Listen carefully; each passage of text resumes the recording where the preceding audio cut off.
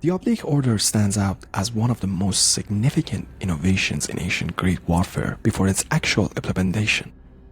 Hoplite formation typically involved head-to-head combat, with the outcome hinging on the number of ranks and quality of the units. Anandas, with a strategic finesse, forever altered this dynamic. In the Battle of the Lucra, the general strategically concentrated most of his troops on the left flank, deliberately weakening the center and right. As his left engaged the enemy's right flank, the center and right tactically retreated. The result was a victory for the left, and the Spartan army had to retreat. For this tactic to succeed, speed is crucial. A segment of the army must prolong engagement as much as possible and retreat closer to the concentrated unit, offering support and protection to its flank. Termed to penetration of the center, the strategy involved using the most agile units to create a gap in the enemy center. Once the gap is established and enemy forces are divided, reserves should pour in, exploiting the vulnerability. The first Battle of Chornia, where the forces of Philip Macedon and the Greek alliance emerged victorious, exemplifies the success of this approach. The general adopting these tactics must possess a deep understanding of both their own and the enemy units. This awareness helps determine which units have the potential to overpower their counterparts. Failure to execute this strategy may result in encirclement and defeat, as the implementing army will have more reserves to cover the battlefield.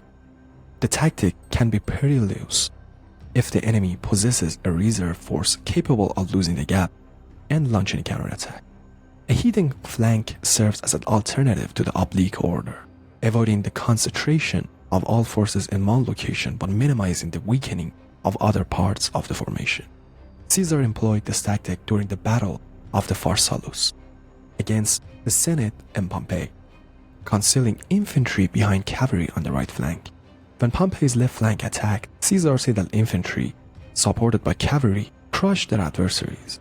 The maneuver left Pompey's infantry exposed, resulting in their encirclement and subsequent surrender. Successful execution of this tactic required coordinated efforts from the center and right of Caesar's army. This strategic move secured one of his most significant victories.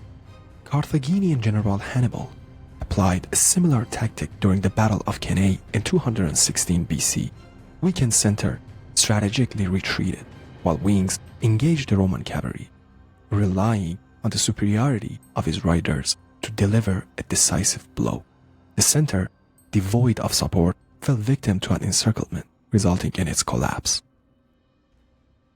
This tactic necessitates efficient movement, precise implementation, and the presence of elite troops capable of overpowering their counterparts. The primary risk of this tactic lies in the potential for non-elite units in the center to lose morale and flee the battle.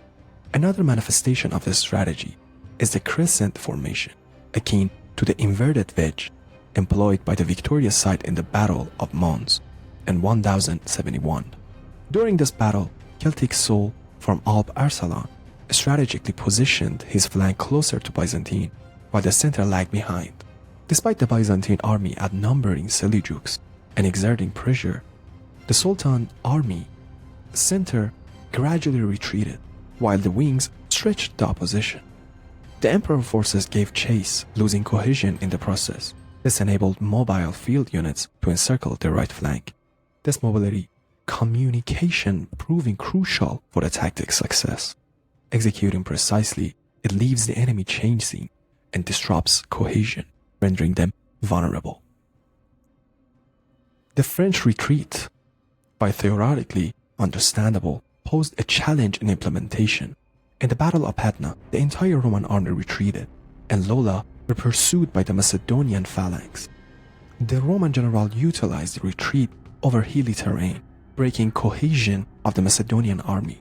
This allowed the Romans to execute a swift counterattack, catching the enemy forces off guard and isolated, resulting in the demise of the phalanges. Conversely, during the Battle of Grunwald, only one flank of the Polish-Lithuanian army retreated. When the corresponding flank of the Order's army seized the pursuit and targeted the center of the Allied army, its flank returned and encircled Teutons. While this tactic is high risk, it offers substantial rewards. Retreating units necessitate high training and organization, coupled with effective leadership and communication with other units. Termed the Children, it represents a variant of team's retreat, with notable distinctions. This technique was primarily employed by nomadic people, or forces predominantly composed of archers. The Battle of Chornia and Odessa provides prime example of its application, luring large Roman armies across expansive terrain. Parthenians and the public witnessed a staged retreat, demanding continuous withdrawal followed by a swift counterattack. Hit-and-run nature, the numerous retreat and counterattacks diverts the enemy effectively, requiring assertive mobility and maneuverability to prevent the enemy from catching up and disrupting the established pattern. Small units oscillated back and forth, creating a confusion for the enemy with tales of feigned parental deaths and wounded troops. This eventually made them susceptible to death or shoppers.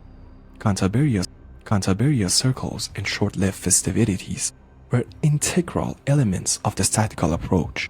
Single or double envelopments, a standard tactic, involves engaging all enemy forces while leaving one or more mobile units to outflank them on one or both sides, striking from behind. This tactic demands patience, as the general should wait out his counterpart and refrain from moving for envelopment until all enemy units are committed to the battle. An essential element of this tactic involves rolling up or wrapping up. When enveloping units attack the enemy on the extreme flank, break it and continue doing so. This way, with each attempt, more freed up units join in and victory can be achieved. Skill transformation was a direct evolution of the Viking shield wall and Greco-Roman talents. It found implementations by the Scottish armies during the wars of Scottish independence. This tactic required pikemen to form a circular or score formation, defending all sides with pikes. The front line would kneel and fix their pikes, while those behind them placed theirs above. This 12-feet weapon proved deadly against English knights, although Shiltrons had their deficiencies, easily falling prey to missile units. They enabled Scotsmen to win many battles. More importantly, Shiltrons outperformed more complete infantry squares and tercios that dominated the battlefields for centuries. One day, I will grow old, forget my wife's name, my credit card pin, and the password to my favorite porn site, yet I will still be able to discuss Roman religion. Triplets, aces for hours. The Roman formation divided into 3 groups based on seniority, allowing maneuverability and adaptability. Roman legionaries had numerous options during the Battle of Zama, using manifold channels to unlock at the Union War elephants to Castro.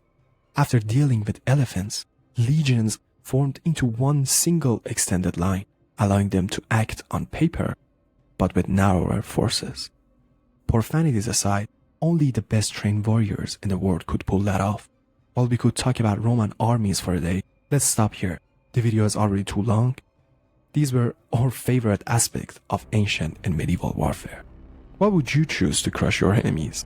Like, share, and subscribe. Don't forget to check out the Mr. Dark Tour documentary series. Thank you for watching.